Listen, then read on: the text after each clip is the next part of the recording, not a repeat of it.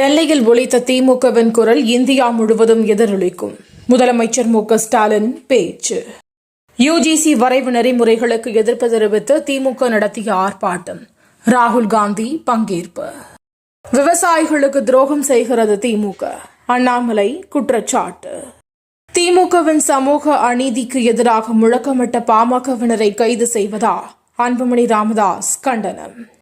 கிருஷ்ணகிரி பாலியல் வன்கொடுமை. பிப்ரவரி 8 அதிமுக ஆர்ப்பாட்டம். மதுரை மற்றும் திருச்சியில் டைட்டில் பூங்கா. முதலமைச்சர் 13ஆம் தேதி அடிக்கல் நாட்டுகிறார். கலவரத்தை தூண்டியதாக வழக்கு.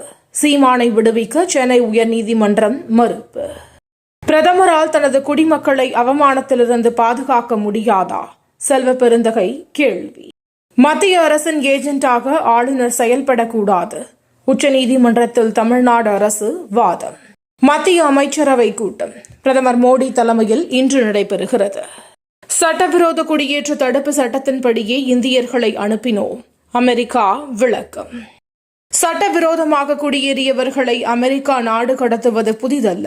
ஜெய்சங்கர் பேச்சு. தமிழகத்தில் இயல்பை விட வெப்பநிலை அதிகரிக்கும். வானிலை மையம் எச்சரிக்கை. ஓய்வை அறிவித்தார் ஆஸ்திரேலிய வீரர் மார்க்கஸ் ஸ்டாய்னஸ். ரசிகர்கள் அதிர்ச்சி. Champions trophy தொடருடன் ஓய்வா? நிருபர்களின் கேள்வியால் ஆத்திரமடைந்த ரோஹித் சர்மா. தினந்தோறும் காலை தலைப்புச் செய்திகளை உடனுக்குடன் தெரிந்து கொள்ள வணக்கம் இந்தியா நியூஸுடன் இணைந்திருங்கள்.